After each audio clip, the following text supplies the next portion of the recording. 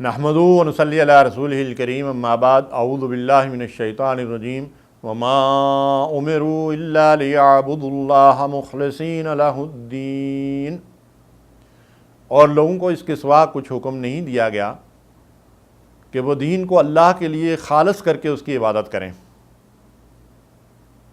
ناظرین کرام، موضوع ہے انفاق اور اخلاص، یعنی اللہ کی راہ میں جو صدقہ خیرات انسان کرتا ہے، اگر اس کو اخلاص کے ساتھ کرے گا تو اللہ کے ہاں اسے شرف قبولیت حاصل ہوگا، اور اگر نیت کا کھوٹ، ریاکاری، شہرت، ناموری، کوئی اور مقصد ہوگا تو وہ بڑے سے بڑا صدقہ اور بڑے سے بڑی خیرات بھی رائے گاں چلی جائے گی۔ اس لیے کہ دین کے اندر یہ قاعدہ ہے، انما الاعمال بالنیات۔ امام بخاری رحمۃ اللہ علیہ نے اپنی مشہور کتاب بخاری شریف کی ابتدا اسی حدیث مبارکہ سے کی ہے، انما الاعمال بالنیات۔ اعمال کی قبولیت کا دارمدار نیت پر ہے۔ دل کے اندر اخلاص ہوگا تو تھوڑے سے تھوڑا عمل بھی اللہ کے ہاں بڑے اجر و ثواب کا باعث بن جائے گا۔ اللہ کے ہاں اعمال کی قبولیت کے لیے دو بنیادی شرطیں ہیں، ایک اللہ کی رضا کے ساتھ، اخلاص کے ساتھ وہ نیکی اور بلائی کا کام کیا جائے، اور دوسری شرط یہ ہے کہ شریعت کے مقرر کردہ قاعدے یعنی سنت کے مطابق وہ عمل ہو۔ کسی بھی چیز میں، کسی بھی عمل میں اگر ان دو میں سے کوئی ایک شرط مفقود ہے تو وہ عمل اللہ تعالیٰ کے ہاں قبول نہیں ہوتا۔ ریاکاری کے بارے میں نبی کریم صلی اللہ علیہ وسلم نے فرمایا، من صلی یرائی فقد اشرک ومن تصدق یرائی فقد اشرک۔ ارشاد فرمایا، جو نماز پڑھتا ہے دکھلاوے کے لیے اس نے شرک کیا، اور جس نے صدقہ کیا دکھلاوے کے لیے اس نے شرک کیا۔ یعنی اس نے اللہ کی رضا کے حصول کے لیے یہ کام نہیں کیا، لوگوں کی واہ واہ، دکھلاوا، شہرت، ناموری، نمود و نمائش مقصود تھی تو وہ تو اس دنیا کے اندر اسے مل جائے گی، لیکن آخرت میں اس کا کوئی حصہ نہیں ہوگا۔ ایک حدیث مبارکہ رونگٹے کھڑے کر دینے والی بات اللہ کے نبی صلی اللہ علیہ وسلم نے ارشاد فرمائی۔ کچھ لوگوں کے معاملات کا ذکر کیا کہ ان کو اللہ کی بارگاہ میں لایا جائے گا، اور ان میں سے ایک وہ شخص ہوگا جس کو اللہ تعالیٰ نے دنیا کے اندر مال و دولت سے نوازا تھا، بڑا سخی مشہور تھا۔ اس سے اللہ تعالیٰ پوچھے گا کہ میں نے تجھے مال دیا تھا تو نے اس کا کیا کیا؟ تو وہ کہے گا کہ میں نے تیرے راستے میں خرچ کیا، بیواؤں یتیموں پہ خرچ کیا، تیرے دین کی سربلندی کے لیے فلاں فلاں جگہ پہ خرچ کیا۔ تو اللہ تعالیٰ اسے فرمائیں گے کہ تو نے جو مال خرچ کیا تھا وہ اس لیے کیا تھا کہ تیری واہ واہ ہو، تیری شہرت ہو، وہ سب کچھ ہو گیا۔ تو نے دنیا میں شہرت اور ناموری کے لیے، ریاکاری کے لیے مال خرچ کیا تھا، اور واہ واہ تیری ہو گئی ہے۔ آخرت کے لیے تو نے خرچ ہی نہیں کیا، تیرا آخرت میں کوئی حصہ نہیں ہے، اور اس سخی شخص کے بارے میں فرشتوں سے کہا جائے گا کہ اسے گھسیٹ کر جہنم میں ڈال دو۔ یعنی کس قدر بدنصیبی کی بات ہے کہ آدمی اللہ کی راہ میں مال بھی لوٹائے اور آخرت میں جہنم کا ایندھن بھی بنے۔ اس لیے ناظرین کرام، اپنی نیتوں کے اندر خلوص پیدا کیجئے کہ خالص نیت کے بغیر اللہ تعالیٰ کسی بھی عمل کو قبول نہیں فرماتے ہیں۔ دوسرا یہ ہے کہ اخلاص کے ساتھ ساتھ اللہ تعالیٰ نے ایک اور بات ارشاد فرمائی، یا ایھا الذین آمنوا لا تبطلوا صدقاتکم بالمن والعطا۔ اے ایمان والو، اپنے صدقات کو، اپنی خیرات کو، اپنا مال جو اللہ کی راہ میں خرچ کیا ہے اس کو احسان جتا کر اور ایذا پہنچا کر برباد مت کرو۔ یعنی خرچ کرنے والا اگر کسی کو احسان جتا دے، اجی میں نے تمام مشکل وقت میں، آڑے وقت میں تمہاری مدد کی تھی، تمہاری حالت یہ تھی، تمہاری کیفیت یہ تھی، اور اسی طریقے سے جو ہے وہ اس شخص کو اگر وہ ذلیل کرتا ہے تو اس طریقے سے جو ہے اس کی عزت نفس کو مجروح کرنا اور احسان جتانا، یہ صدقے اور خیرات کے اجر و ثواب کو جو ہے وہ برباد کر دیتا ہے۔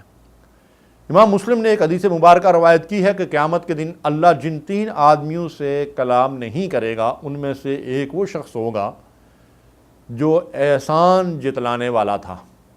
یعنی کسی کے اوپر خرچ کر کے کسی کے اوپر احسان کر کے، کسی کے ساتھ بھلائی کر کے پھر اس کو یاد کرانا اور اس کی تذلیل کرنا اور اس کی عزت نفس کو مجروح کرنا، یہ بہت بڑا گناہ ہے۔ اس سے وہ سارے کا سارا عمل برباد ہو جاتا ہے، بلکہ قیامت کے دن اللہ کی ناراضگی کا سبب بنتا ہے۔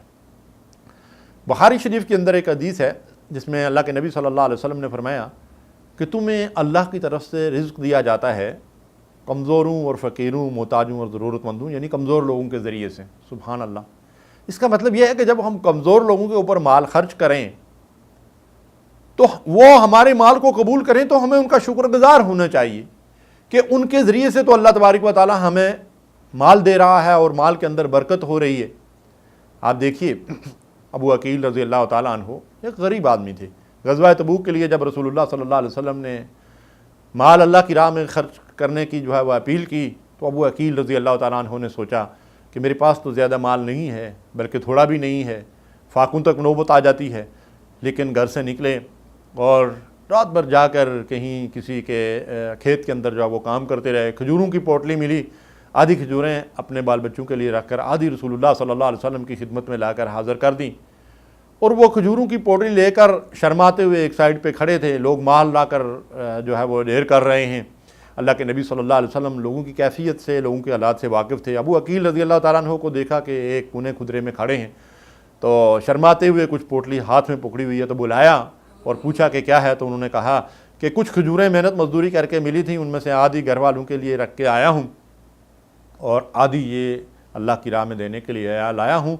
اللہ کے نبی صلی اللہ علیہ وسلم نے فرمایا کہ اس کھجوروں کی پوٹلی کو پورے مال کے ڈھیر کے اوپر بکھیر دو کہ اس کی وجہ سے اللہ تعالیٰ اس مال میں برکت عطا فرمائیں گے. سبحان اللہ. ناظرین کرام، اللہ تبارک و تعالیٰ کو ڈھیروں مال مطلوب نہیں ہے، اللہ کو ہمارا اخلاص مطلوب ہے. ہم کس کیفیت کے ساتھ اللہ کی راہ میں مال خرچ کرتے ہیں وہی کیفیت جو ہے اللہ کے ہاں قبول ہوگی. انما یتقبل اللہ من المتقین. اللہ تقوی والوں کے عمل کو قبول کرتا ہے، اور تقوی کا مقام انسان کا دل ہے. جیسا نبی صلی اللہ علیہ وسلم نے فرمایا التقوی ہا ہونا، تو یہاں انسان کی نیت ہوتی ہے. تو نیت کے اندر اگر جو ہے وہ اخلاص ہوگا تو اللہ تعالیٰ تھوڑے سے عمل کو بھی بہت زیادہ قبولیت عطا فرمائیں گے. اللہ تعالیٰ قیامت کے دن ہمارے چہروں کو اور ہمارے جسموں کو نہیں دیکھیں گے، بلکہ ہمارے دلوں کو اور ہمارے اعمال کو دیکھیں گے، جیسا کہ نبی صلی اللہ علیہ وسلم نے فرمایا. حضرت معاذ بن جبل رضی اللہ تعالیٰ عنہ کو رسول اللہ صلی اللہ علیہ وسلم نے وصیت فرمائی کہ معاذ اپنی نیت کو اللہ کے لیے خالص کر لے تو تھوڑا سا عمل بھی نجات کا ذریعہ بن جائے گا. اللہ تعالیٰ ہمیں بھی نیتوں کے اندر خلوص پیدا کرنے کی توفیق دے. وصلی اللہ علیہ نبینا محمد. اللہم صلی علی سیدنا محمد وعلی آلہ وصحبہ وسلم. اللہم صلی علی سیدنا محمد